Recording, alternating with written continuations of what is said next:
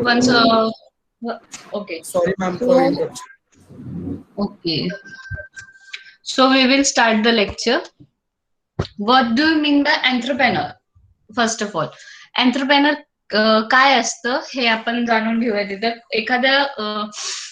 एखादा बिझनेस सुरू करायसाठी माणूस असतो किंवा जो एक पर्टिक्युलर पर्सन असतो जे ना आपले इनोव्हेटिव्ह आयडियाज यूज करतो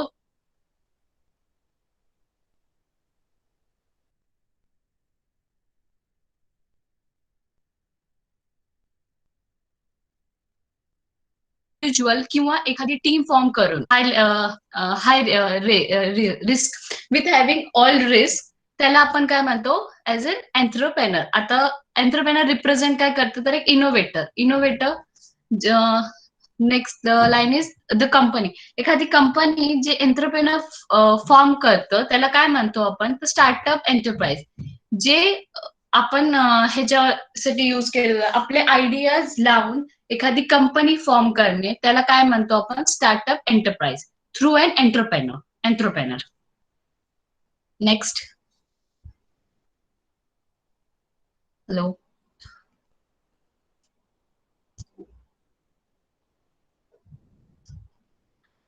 what do you mean by entrepreneurship? आता आपण एंटरप्रेनर काय आहे हे समजलं. आता एंटरप्रेनरशिप काय आहे तर हे जाणून घेऊ. एंटरप्रेनरशिप एक प्रोसेस आहे किंवा एक ऍक्टिव्हिटी आहे ज्याला आपण म्हणू शकतो की ज्यावेळेस आपण एखादा बिझनेस स्टार्ट करतो तर त्याच्यात जी प्रोसेस लागते की आपल्याला छोट रॉ मटेरियल पासून ते मोठे क्लायंट्स मिळवण्यापर्यंत जी सगळं मॅनेजमेंट असतं त्या प्रोसेसला काय म्हणतो तर एंटरप्रेनरशिप.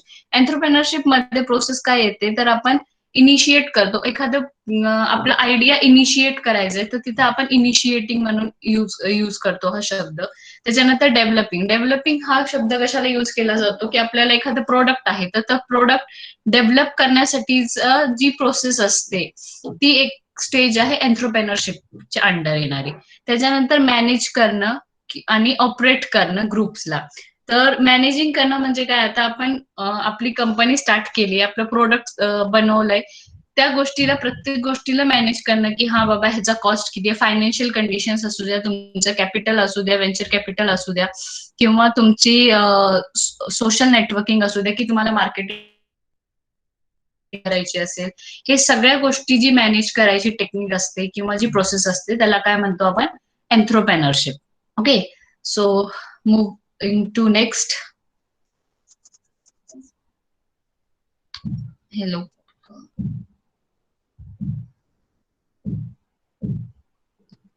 सो हे झालं आपलं प्रोसेस. आता आपण बघूयात कॅरेक्टरिस्टिक्स काय आहे एका सक्सेसफुल किंवा एका good एंटरप्रेनरच्या.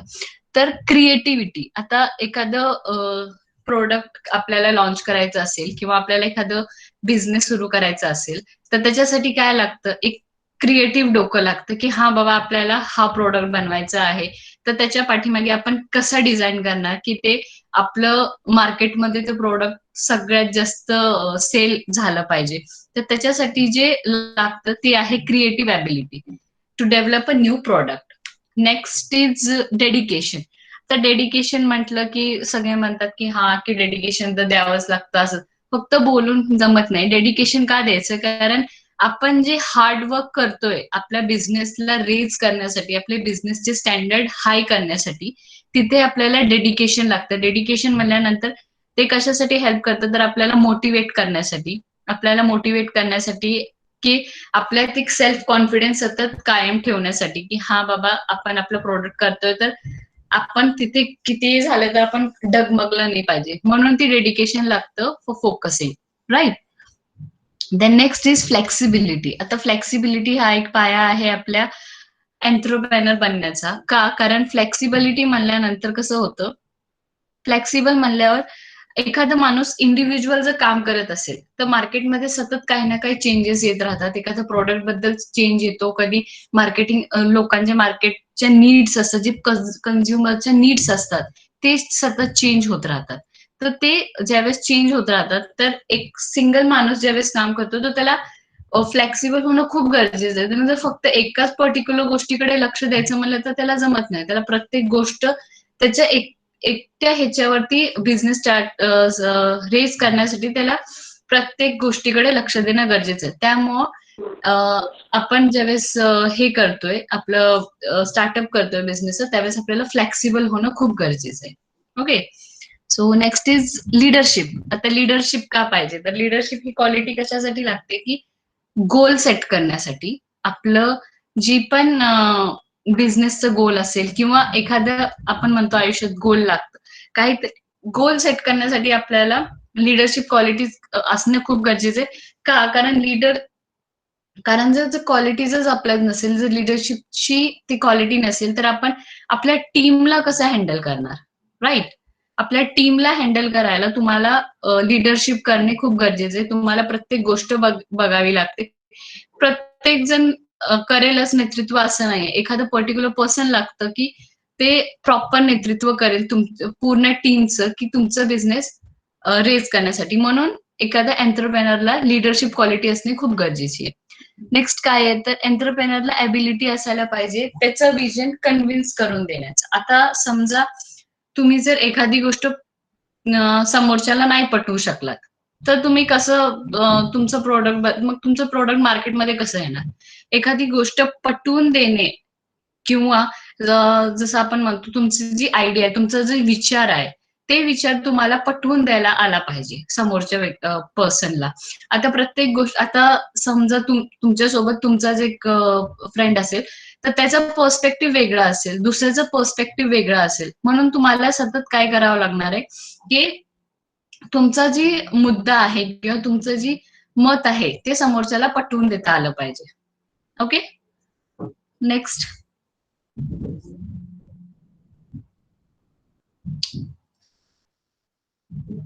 Next slide, please.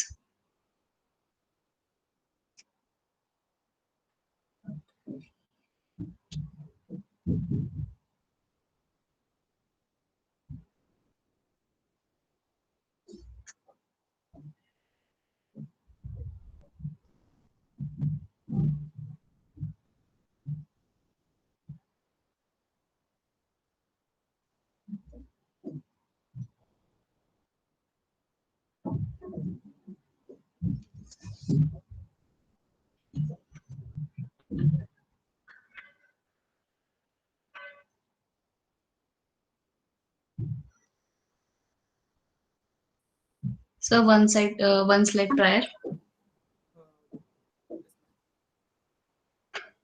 The previous slide. Okay. Yes, yes. So what is business startup? Okay, आता आपण बिझनेस स्टार्टअप कडे वळतोय. तर स्टार्टअप म्हणजे काय? एखादी गोष्ट सुरू करणे. ठीक आहे. स्टार्टअप म्हणजे एखादी कंपनी. आता आपण लोक म्हणतात आजकाल निघाले, की हा बाबा स्टार्टअप करतोय. पण नेमकं काय आहे स्टार्टअप? ते स्टार्टअप म्हणजे काय, तर एखादी कंपनी आपण ज्यावेळेस सुरू करायचं म्हणतो, त्या स्टार्टिंगच्या फेजला आपण म्हणतो, एका स्मॉल बिझनेसला आपण स्टार्टअप असं म्हणतो. राईट? आणि ती कंपनी जे लीड करतात त्याला आपण एंटरप्रेनर्स म्हणतो. आता तेच एंटरप्रेनर्स काय करतात, की आता कोणी काय करतं, की एक सिंगल माणूस म्हणून, सिंगल पर्सन म्हणून त्याने स्वतःची कंपनी उभा करायला जातोय. त्याला सगळे त्याचे जी आहेत त्याला फायनान्शियल कंडिशन ते सगळं स्वतः इंडिव्हिज्युअल बघावं लागतं. तर कुणी काय करतं, की एकपेक्षा जास्त 2-3 आहेत, की बाबा हा आपण करायचंय आणि त्यांना आपण एकत्र येऊन ते एखादा बिझनेस स्टार्टअप सुरू करतात. राईट? तर त्याला आपण म्हणतो स्टार्टअप. एखादी छोटी गोष्ट स्टार्ट करण्यापासून, छोटं बिझनेस, छोटी funding with small funds and small financial criterias. Okay. While taking risk असतंच, कारण एखादं बिझनेस असो किंवा काही पण एखादी नवीन गोष्ट असो, विदाउट रिस्क आपण म्हणू शकत नाही की त्यात रिस्कच नाहीये. असं एकही गोष्ट नाही ज्याच्यात रिस्क नसतं. ओके. प्रत्येक गोष्टीत आपल्याला कुठे ना कुठे रिस्क घ्यावीच लागते. सो ते रिस्क घेताना आपण ठाम राहिलं पाहिजे, की हा बाबा आपल्याला एक करायचंय, आपण बिझनेस ठरवलंय की आपल्याला हे करायचंय with particular ideas and innovations. त्यानंतर okay. Next slide sir.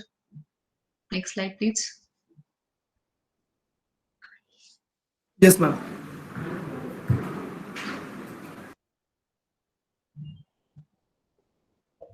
Okay. Criteria for a business planning.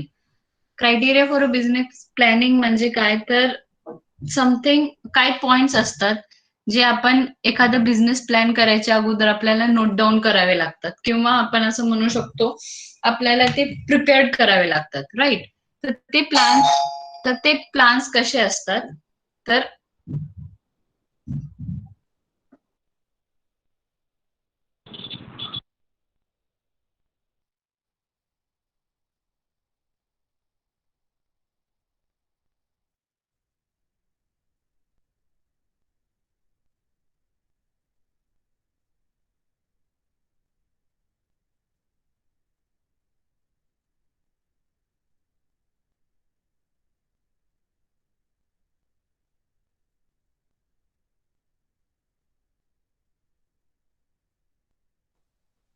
Hello, आवाज येतोय का? Yes ma'am, yes ma'am. Okay, thank you.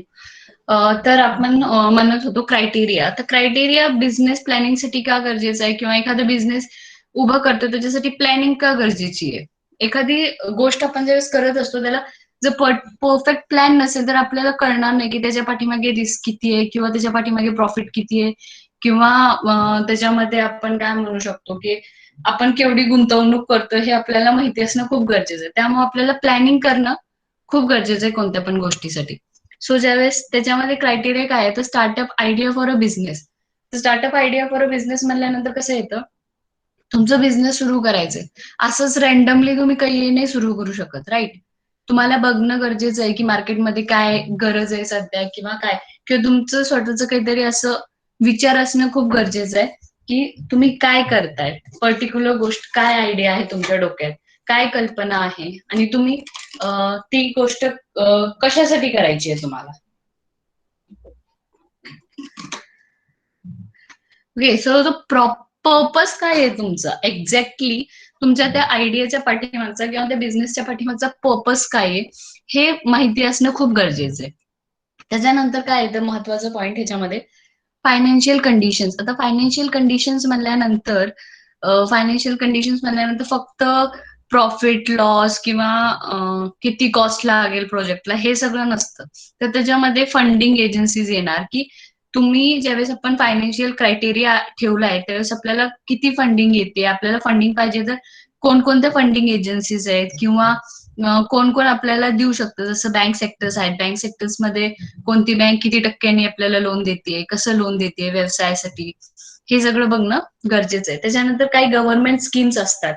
तर काही गव्हर्नमेंट स्कीम आहे अंडर गव्हर्नमेंट ऑफ इंडिया किंवा गव्हर्नमेंट ऑफ वेगवेगळ्या ही आहेत. जसं आता आपण ऍग्रिकल्चरचं करत असो तर ऍग्रिकल्चरच्या मिनिस्ट्रीज आहेत जी आपल्याला लोन प्रोव्हाइड करते किंवा त्यांच्या स्कीम थ्रू आपल्याला काहीतरी बेनिफिट मिळतं. Okay, next is executive summary. Executive समरीमध्ये काय येतं तर बोर्ड ऑफ डायरेक्टर्स जे असतात तुमच्या कंपनीचे किंवा जी तुमचे काय म्हणतात मेंबर्स असतात एखाद्या कंपनीचे मेंबर्स. आता फक्त एक कंपनी म्हणलं की फक्त हे येतं का की बॉस आलाय किंवा फक्त मार्केट सीएमओ येतो का, असं नाहीये. तर वेगवेगळे लोक येतात. सीएमओ येतो, त्याच्यानंतर सीईओ येतो, राईट? वेगवेगळे पर्सन्स येतात. तर त्यांची पर्टिक्युलर रोल्स काय आहेत किंवा त्यांनी काय करतायत हे सगळं एका सारांश जसं म्हणतो तशी ही एक्झिक्युटिव्ह समरी असते की तुमच्या प्रत्येक बोर्ड ऑफ मेंबर्सची details with information all over, त्याला आपण म्हणतो एक्झिक्युटिव्ह समरी. तर overall cost of a project म्हणल्यानंतर आता आपण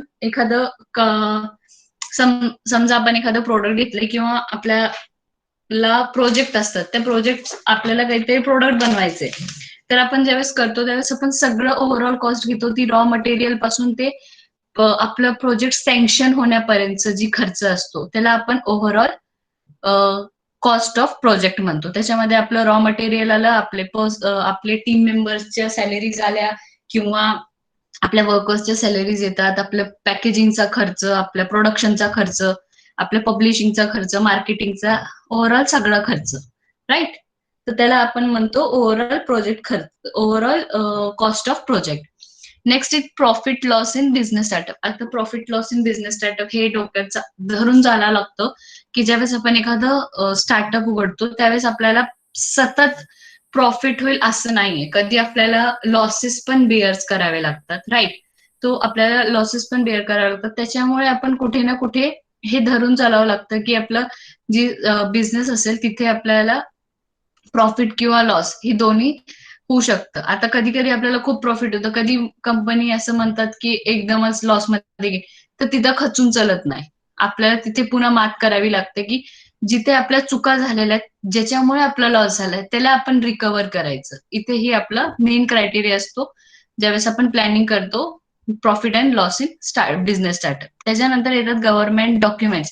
आता डॉक्युमेंट्स कोणकोणते लागतात, जसं आता आपण हे करतो, काय म्हणतात, एखादं बिझनेस स्टार्टअप करायचं म्हणतोय, तर रॅन्डमली आपल्याला काही पण स्टार्ट करता येत नाही. आपण ज्यावेळेस जागा घेतो, आपण एखादं बिझनेस स्टार्ट करायचं म्हणलं की तिथे आपल्याला काही गव्हर्नमेंटचे डॉक्युमेंट्स लागतात. मग तुमचं रजिस्ट्रेशन असू द्या, गव्हर्नमेंट रजिस्ट्रेशन असू द्या. समजा आपण एखादी फूडची कंपनी उघडली आहे, तर त्याला आपल्याला FSSAIचं सर्टिफिकेट लागतं. त्याच्यानंतर ड्रग्सचं त्याच्यानंतर आपण टॉक्सिसिटी लेवल बघावं लागतो त्या प्रोडक्टसाठी, म्हणून आपल्याला टॉक्सिकोलॉजी सर्टिफिकेट लागतं क्लिअर ज्यावेळेस आपण हे करतो. त्याच्यानंतर प्रॉक्सिमेट अनालिसिस करावं लागतं त्याचे न्यूट्रिशियन्स कंटेंट वगैरे काढण्यासाठी, राईट?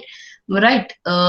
त्याच्यामुळे आपल्याला गव्हर्नमेंट डॉक्युमेंट्सची पण हे लागते की त्याच्यामध्ये आपल्याला लायसन्स आहे, त्याच्यानंतर आपले लिगल डॉक्युमेंट जे पण आहे, रजिस्ट्रेशन आहे, आणि इथे आपल्याला फीज वगैरे द्यावी लागते. सो ते आपलं असणं खूप गरजेचं आहे क्रायटेरियामध्ये. त्याच्यानंतर काय आहे, ते सगळ्यात महत्वाचं आणि इम्पॉर्टंट पॉईंट जी एखाद्या बिझनेस प्लॅनची असते ते असते मार्केटिंग रिसर्च करणं. आता हे सगळं झाल्यानंतर मार्केटिंग रिसर्च का करावी लागते?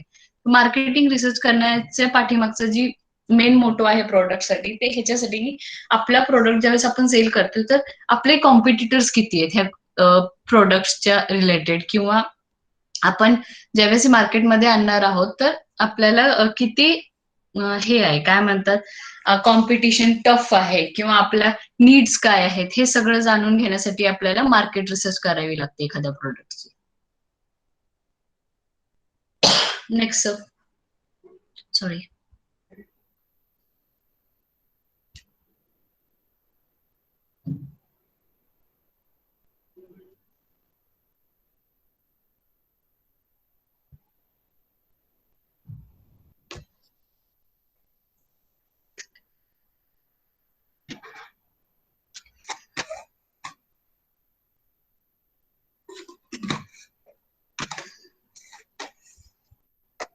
So I am audible to you.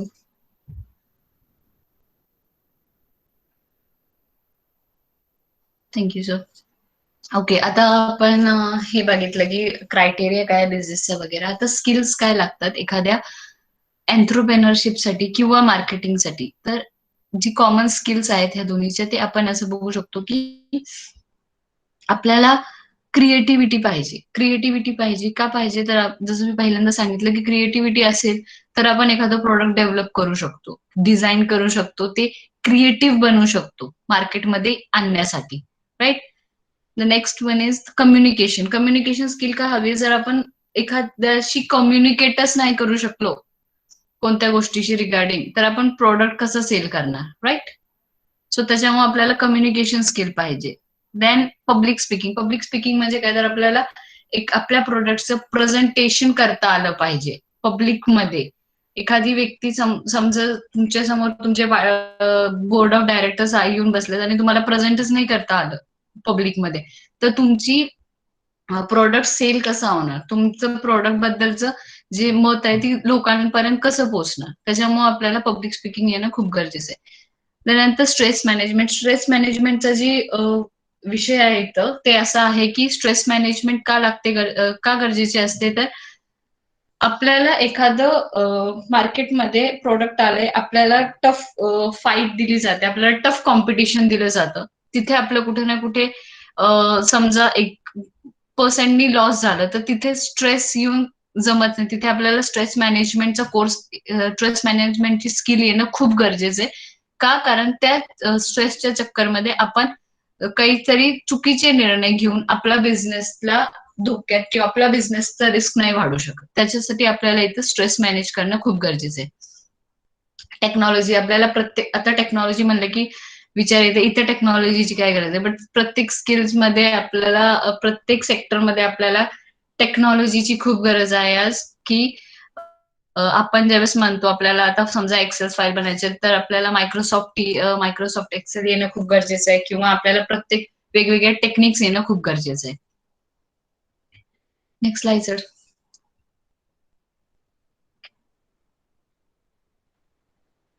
Stages of entrepreneur development. आता स्टेजेस ऑफ एंटरप्रेन्युअर डेव्हलपमेंट म्हणजे काय तर पर्सनल डेव्हलपमेंट, बिझनेस डेव्हलपमेंट, त्याच्यानंतर मार्केटिंग प्रिन्सिपल्स आणि फायनान्स. आता पर्सनल डेव्हलपमेंट म्हणल्यानंतर विचार येतो की पर्सनल डेव्हलपमेंट म्हणजे काय. पर्सनल डेव्हलपमेंट मध्ये आपलं गोल सेटिंग येतं. गोल सेटिंग काय असतं तर आपण ज्यावेळेस एखादा आयडिया आपण सेट करतोय तर त्याला गोल सेट करतोय. आपण एखादा बिझनेस हे करायचं आपल्याला तर त्याची गोल सेटिंग करणं की आपल्याला काय लागणार आहे, आपण कुठपर्यंत आपल्याला अचीव्ह करायचं आणि आपल्याला किती अचीव्ह करायचं हे आपण एक गोल सेट करतो की हा आपल्याला हा टार्गेट आहे आणि आपल्याला इथे पोहोचायचंय.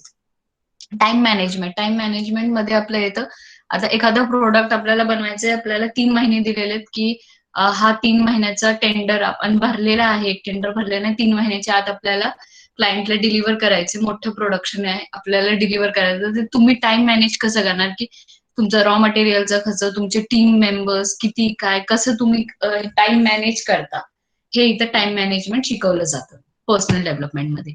त्याच्यानंतर येते टीम बिल्डिंग. टीम बिल्डिंग म्हणजे काय तर आपल्याला आपल्या सोबतचे जी को वर्कर्स आहेत त्यांच्यासोबत एक टीम फॉर्म करून आपल्याला पुढे जायचं असतं, आपल्या बिझनेसला पुढे न्यायचं असतं. तर त्याच्यासाठी आपल्याला टीम बिल्डिंग स्किल येणं खूप गरजेचं आहे आणि हे एक स्टेज असतं पर्सनल डेव्हलपमेंटमध्ये. तर बिझनेस डेव्हलपमेंट म्हणल्यानंतर बिझनेस डेव्हलपमेंट म्हणजे बिझनेस प्लॅनिंग करणं. जसं मी तुम्हाला पहिले सांगितलं की हे क्रायटेरिया असतात एक बिझनेस प्लॅन करण्यासाठी.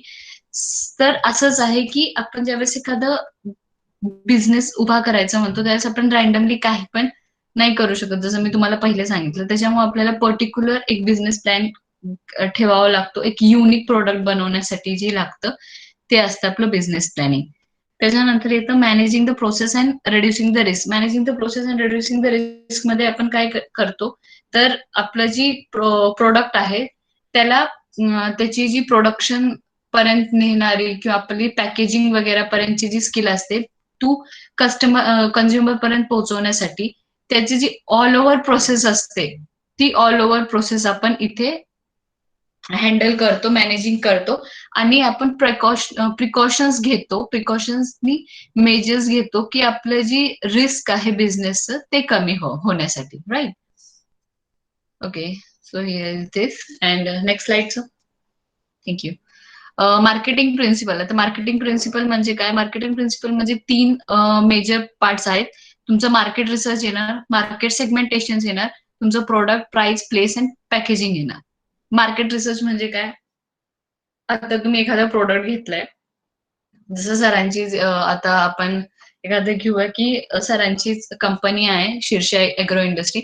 आता सर ज्यावेळेस हे करतात त्यांची जी युनिकनेस आहे काहीतरी त्यांच्या प्रोडक्टमध्ये, त्यांना हर्बल टी त्यांचं जे आहे पण त्यांचं काहीतरी एक युनिक आहे की त्यांनी रिसर्च केलाय, मार्केटिंग रिसर्च केल्यानंतर ज्यावेळेस त्यांनी स्वतःचा एक प्रोडक्ट फॉर्म केला त्यावेळेस त्यांनी काहीतरी युनिक तिथं ठेवलं जे त्यांना बेनिफिट आहे, जे त्यांना बेनिफिट आहे मार्केटमध्ये आपलं प्रोडक्ट लॉन्च करण्यासाठी. त्याच्यामुळे आपल्याला मार्केट रिसर्चची गरज पडते की प्रत्येक प्रोडक्टच्या काय व्हॅल्यूज आहेत, की बाहेर काय नीड्स आहेत किंवा बाहेरचे जी दुसरे आपले कॉम्पिटिटर्स आहेत ते काय यूज करतात आणि त्याच्यापेक्षा आपण काय डिफरंट करू शकतो की आपला प्रोडक्ट मार्केटमध्ये हाय रेंजवरती विकला जावा. Okay, next is market segmentation. Market segmentation म्हणजे काय तर मार्केट सेगमेंटेशन एक अशी गोष्ट आहे ज्याच्यामध्ये आपण वेगवेगळे कन्झ्युमर्स असतात, त्यांच्या वेगवेगळ्या नीड्स असतात, त्या सगळ्यांना आपण एक सेगमेंट फॉर्म करतो की हा बाबा ह्या पर्सनला हे गरजेचं आहे, त्या पर्सनला ते गरजेचं. आता पुन्हा आपण ज्यावेळेस वेगवेगळे प्रोडक्ट्स आणतो मार्केटमध्ये त्यावेळेस आपण बघतो की कोणत्या पर्सनला कशाची गरज आहे आणि तेच प्रोडक्ट आपण मार्केटमध्ये आणतो. राईट. तर त्या गोष्टीसाठी आपण बघायला पाहिजे की मार्केट सेगमेंटेशन काय आहे. राईट.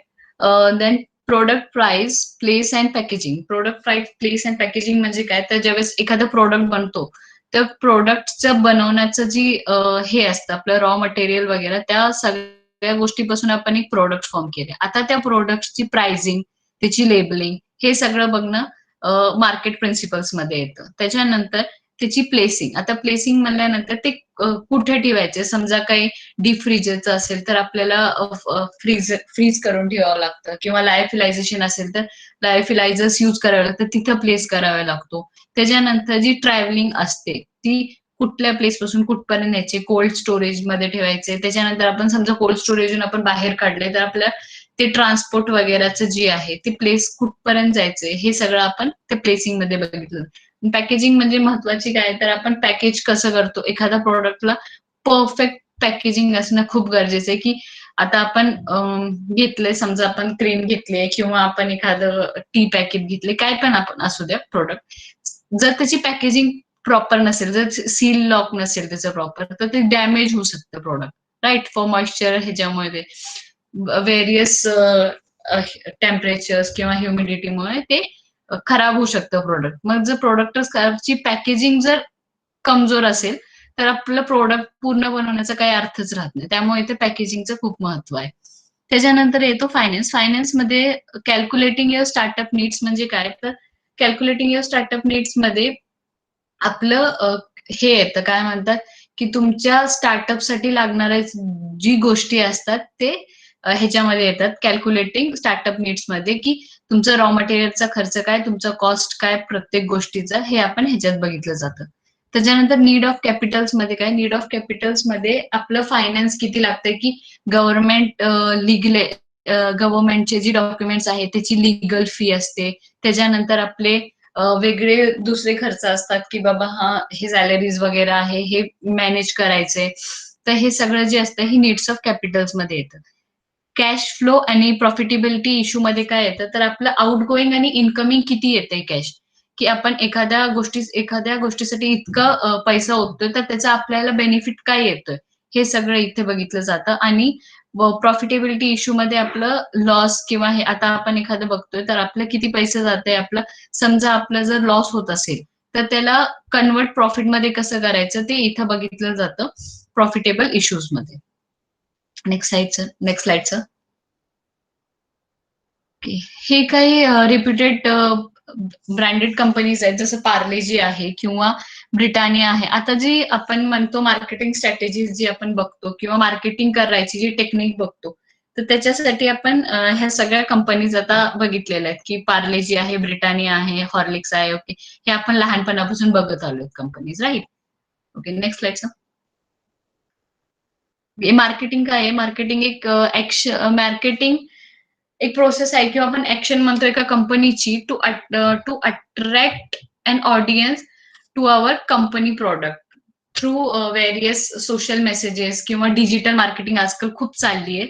तर त्याच्यासाठी जे आपण करतो त्याला म्हणतात, की एखाद्या पर्सनला आपल्याकडे अट्रॅक्ट करण्यासाठी, आपल्या कन्झ्युमर्सला आपल्या प्रोडक्टकडे अट्रॅक्ट करण्यासाठी जी स्ट्रॅटेजी आपण अप्लाय करतो किंवा जी गोष्ट आपण प्रोसेस करतो त्याला आपण मार्केटिंग म्हणतो.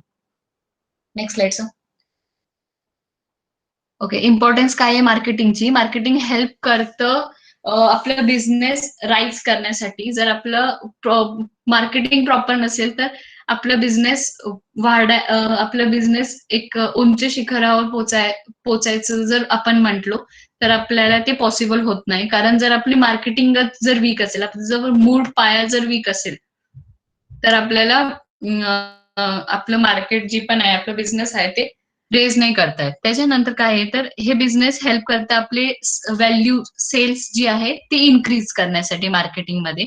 त्याच्यानंतर आपली जी रेप्युटेशन आहे, जे आपण म्हणतो एका ब्रँडची रेप्युटेशन असते, ब्रँड नेम असतं, ते इन्क्रीज जर करायचं असेल, ते जर उंच शिखरावरती न्यायचं असेल, ती जर रेज करायचं असेल तर त्याच्यासाठी आपल्याला प्रॉपर मार्केटिंग लागते with various marketing strategies, right.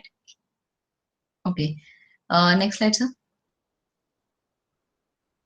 Okay, तर हे काय मार्केटिंग स्ट्रॅटेजीज असतात. आता मार्केटिंग स्ट्रॅटेजीज म्हणल्यानंतर त्याचे चार अशी पाया आहेत की प्रोडक्ट सर्व्हिस पोर्टफोलिओ. ज्यावेळेस आपण एखादा हे करतोय, पोर्टफोलिओ बनवतोय आपल्या प्रोडक्टचा, त्यावेळेस प्रॉपर क्लिअर व्हिजन असणं गरजेचं आहे. त्या प्रोडक्ट बद्दलची माहिती असणे गरजेची आणि क्रिएटिव्हनेस असणं खूप गरजेचं आहे. आपण ज्यावेळेस एका पोर्टफोलिओ किंवा आपली जी प्रेझेंट करण्याची टेक्निक आहे की समोरच्यानी ते बघितल्या आपल्या इकडे लगेच आपल्याला कॉन्टॅक्ट करावा की हा हे आहे, हे गरजेचं आहे इथं पोर्टफोलिओमध्ये, की तुमचा पोर्टफोलिओ बघता क्षणी समोरच्याला पसंत आला पाहिजे. इथे ती क्रिएटिव्हिटी खूप महत्वाची आहे. त्याच्यानंतर प्राइसिंग. आता प्राइसिंग म्हणल्यानंतर सतत एखाद्या पर्टिक्युलर प्रोडक्टची आपण सेम प्राइसिंग ठेवून नाही जमत. आपल्याला कधी ना कधी त्याची प्राइस वर किंवा खाली करावीच लागते. जसं आता समजा एखादा ऑफर दिलेला आहे की तुम्हाला देतायत की शर्ट, एक टी शर्ट आणि पॅन्ट देतायत 999 रुपीजला. थोड्या दिवसांनी ते विकलं जात नाही. आता हा बाबा स्ट्रॅटेजी चेंज करणं गरजेचं आहे. मग त्यांना काय करणार की एखादी कॅप किंवा एखादं काहीतरी दुसरं, समजा कॅपच घेऊयात, कॅप देणं फ्री, कॅप फ्री केली, त्याची ही स्ट्रॅटेजी वापरली. मग काही लोक काय विचारतात, ओके ठीक आहे आता कॅप पण फ्री आहे, हा तीन ह्याला परवडतं आपण घेऊयात, असा विचार करणारे पण काही लोक असतात. सो आपल्याला सतत प्राइसिंग काही ना काही ऑफर्स आणावे लागतात, चेंज करावे लागते आपली स्ट्रॅटेजी. त्याच्यानंतर प्रमोशन्स करणं खूप गरजेचं आहे. आता प्रमोशन्स मध्ये कसं येतं, तर फक्त डिजिटल मार्केटिंग मध्ये आपण फेसबुक थ्रू नाही जाऊ शकत. आजकाल फेसबुक खूप पॉप्युलर आहे, फेसबुक मान्य, पण तरी पण आपल्याला थोडंफार अजून हे करावं लागतं, प्रमोशन्स करावं लागतं. तर आपल्याला कसं करावं लागतं की आपल्याला पब्लिक अवेअरनेस करण्यासाठी कधी कधी वर्कशॉप्स कंडक्ट करावे लागतात किंवा आपल्याला वेबिनार्स कंडक्ट करावे लागतात किंवा आपल्याला Instagram through, Twitter, WhatsApp, social media through promotions करावे लागतात. तर ते गरजेचं आहे. ऍडव्हर्टाईज करावी लागते आपल्या प्रोडक्टची, तर ते कन्झ्युमर आपल्याकडे अट्रॅक्ट होतात त्या प्रोडक्ट खरेदी करण्यासाठी, राईट. त्याच्यानंतर काय, channel sectors and management. Channel sectors and management मध्ये काय आहे की आपली जी पार्टनर्स असतात, आता फक्त आपण म्हणून नाही जमत ना, फक्त एखादी कंपनीला हा आपण स्टार्टअप करतोय तर त्या स्टार्टअपला काहीतरी हातभार लावावा किंवा आपण आपण पण त्या मार्केटमध्ये उतरण्यासाठी आपल्याला कोणत्या तरी पार्टनरशिपची गरज लागते की हा आता एखाद्या कंपनी सोबत आपण मर्ज केली आहे किंवा कंपनी मर्ज करणं म्हणतो किंवा पार्टनरशिप करणं म्हणतो, तर हे इथे गरजेचं लागतं. त्याच्यानंतर आपले जी टीम वर्कर्स आहेत तिथे मॅनेज करणं गरजेचं आहे ते. ओके, तर हे झाले आपली marketing strategies. Next slide sir. Okay, types of grants. Grants म्हणजे काय, तर एका प्रकारचं जसं आपण म्हणतो की एखादी गव्हर्नमेंट किंवा कंपनी ज्यावेळेस आपल्याला फायनान्शियली हेल्प करते बिझनेस स्टार्टअप करण्यासाठी, तर तिथे आपण असं म्हणतो की हा ही कंपनी किंवा ऑर्गनायझेशन ग्रांट करते आपल्या स्मॉल बिझनेसला. त्याच्यामध्ये वेगवेगळे असतात. ती स्टँडर्ड ग्रांट्स असतात, त्याच्यानंतर सिम्प्लिफाईड ग्रांट्स असतात, त्याच्यानंतर असतं फिक्स्ड अमाऊंट अवॉर्ड, वेगवेगळे असे असतात. आता ही ग्रांट्स झालं, हे टाइप्स ऑफ ग्रांट्स आहेत ज्याच्यामध्ये आपण, जसं मी तुम्हाला म्हणलं, फायनान्शियली हेल्प करते एखादं ऑर्गनायझेशन, कंपनी किंवा एखादी दुसरी कंपनी ज्यावेळेस आपल्याला जसं म्हणतो आपण फायनान्शियली हेल्प करायला किंवा त्याच्या जी यूज आहेत एका पर्टिक्युलर टाइम नंतर आपल्या कंपनीला अवॉर्डिंग करणं, जसं म्हणतो वेगवेगळे अवॉर्ड मिळणं, तर त्याला आपण म्हणतो grants. Okay, next slide sir. Okay, हे काही टॉप स्टार्टअप कंपनीज आहेत इंडियामध्ये सध्याच्या रिसंट सर्वे थ्रू आपण बघितलेले. मोस्ट सगळ्यांना माहितीच असेल फ्लिपकार्ट, असं खूप लोक यूज करतात. ऑफकोर्स तुम्ही सगळेच यूज करत असाल Flipkart.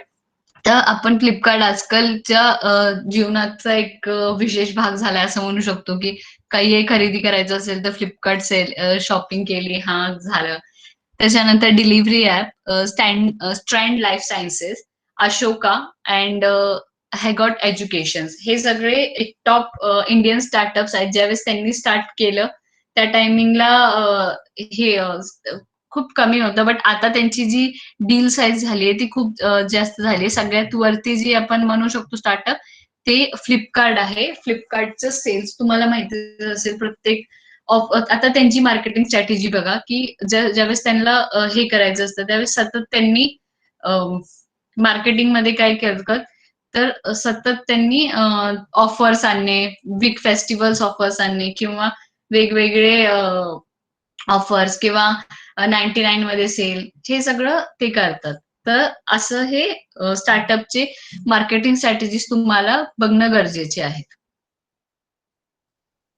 Okay, so thank you.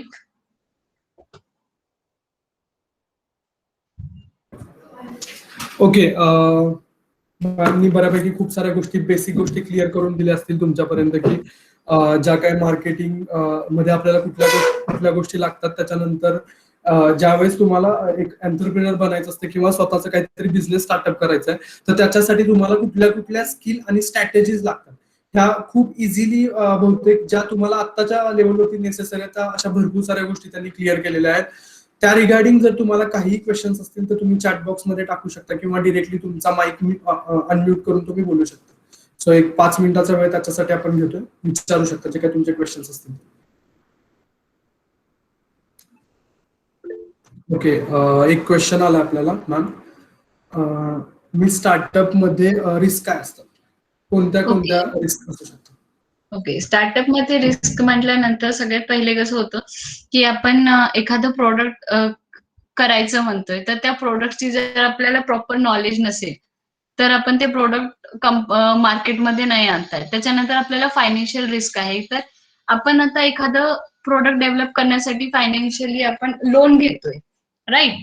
Loan घेतोय म्हणल्यानंतर ते एक रिस्क आहे, की आपण ज्यावेळेस लोन घेतोय, जर आपल्याला बिझनेस तेवढा प्रॉफिटचा नाही झाला, तर ते लोनची जी आपण असं म्हणतो टांगती तलवार, ते आपल्या डोक्यावरती राहते सतत, की बाबा हा आपण एक खूप मोठं लोन घेतलंय, आपण फायनान्शियली खूप जास्त हे घेतलंय, लोन घेतलंय आणि आपलं बिझनेसचं जर हे नाही झालं, काय म्हणतात, प्रॉफिट नाही आलं, तर आपल्याला पुन्हा ते हप्ते फेडणं आलं किंवा मग ते ते रिस्क घ्यायची जर हिंमत असेल, की हा आपण करू शकतो, तर आपण हे स्टार्टअप बिझनेस जे आहे ते आपलं उंच शिखरावरती नेऊ शकतो, मी असं म्हणेन.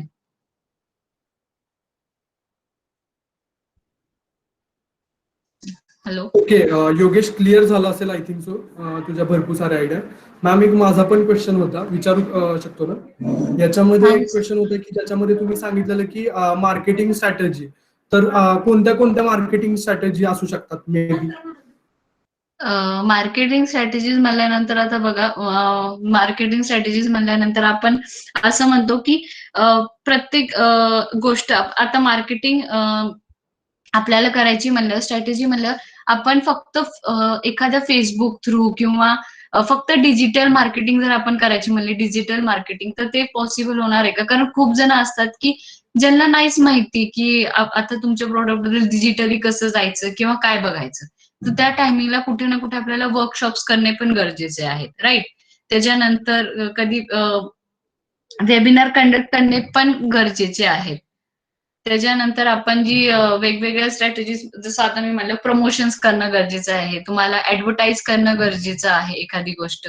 तुम्हाला सतत प्राइसिंग चेंज करणं गरजेचं आणि एखादा युनिक जे मेन मोटो असतो ना आपला मार्केटिंगचा स्ट्रॅटेजीमध्ये, ते सगळ्यात आहे मार्केटिंग रिसर्च करणं खूप गरजेचं आहे. जर मार्केटिंग रिसर्च जर केली नसेल, तर काहीच फायदा नाहीये. कारण आपण प्रोडक्ट मग किती आपण कसं आहे, की जर आपली प्राइस चेंज करत नाही राहिलो, आपण सतत एकच प्रोडक्ट कॉमन ठेवलं, तर मग काय फायदा ना? आता जसं पार्लेजी कंपनी आपण घेतोय, तर पार्लेजी फक्त बिस्किटवरच जर त्यांनी राहिले असते, तर आज त्यांची कंपनी इतकी नामचीन कंपनी नसती झाली, राईट? त्यांचे वेगवेगळे प्रोडक्ट्स येतात. सतत चेंज आणणं आपल्या ह्याच्यामध्ये, आपल्या प्रोडक्ट्स बनवण्यामध्ये किंवा आपल्या बिझनेसमध्ये, हे गरजेचं आहे मार्केटिंग स्ट्रॅटेजीजमध्ये. ओके. Hope so. बऱ्यापैकी होप सो क्लिअर झालेलं असणारच आहे. आणखीन एक मॅम क्वेश्चन आहे की डिजिटल मार्केटिंग म्हणजे कोणत्या कोणत्या स्ट्रॅटेजी कशा असू शकतात, की डिजिटल मार्केटिंग मध्ये आपण कुठल्या कुठल्या गोष्टी आणू शकतो, असं काहीतरी क्वेश्चन आहे. डिजिटल मार्केटिंगमध्ये,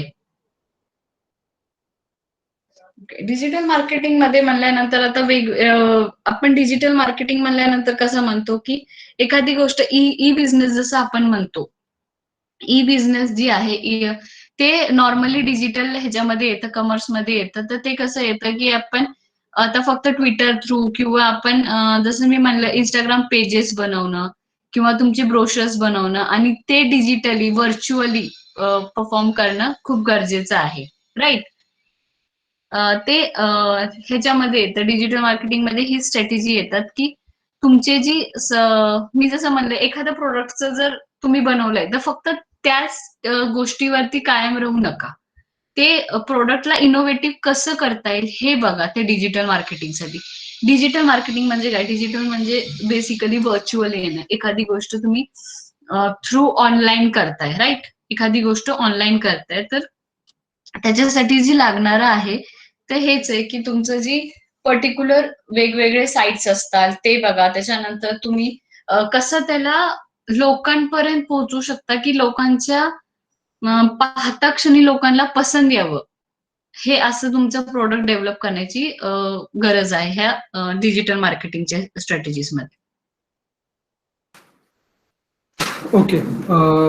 बऱ्यापैकी भरपूर साऱ्या गोष्टी मॅमनी क्लिअर केलेल्या आहेत आणि कदाचित आणखीन काही क्वेश्चन्स असतील तर डिरेक्टली मॅमशी तुम्ही मेलच्या थ्रू कॉन्टॅक्ट करू शकता. मॅमचा मेल आयडी तुम्हाला फॉरवर्ड केला जाईल. जे काही तुम्हाला आणखीन स्टार्टअप रिगार्डिंग जे काही क्वेश्चन्स असतील तुम्ही त्यांना डिरेक्टली मेलच्या थ्रू विचारू शकता. सो होप की भरपूर साऱ्या गोष्टी क्लिअर झालेल्या असतील. Ma'am thank you so much for this lecture आणि मुलांना भरपूर साऱ्या गोष्टी क्लिअर झाल्या. Thank you so much organising committee of nano science department as well as student की तुम्ही खूप पेशंटली गोष्टी ऐकल्या त्याच्यासाठी अगेन थँक्यू. Yes, thank you. आणि हा कार्यक्रम किंवा हे जे काही लेक्चर होतं ते आपण हे करूया, वाइंड अप करूया. ठीक आहे. Thank you ma'am again. थँक्यू.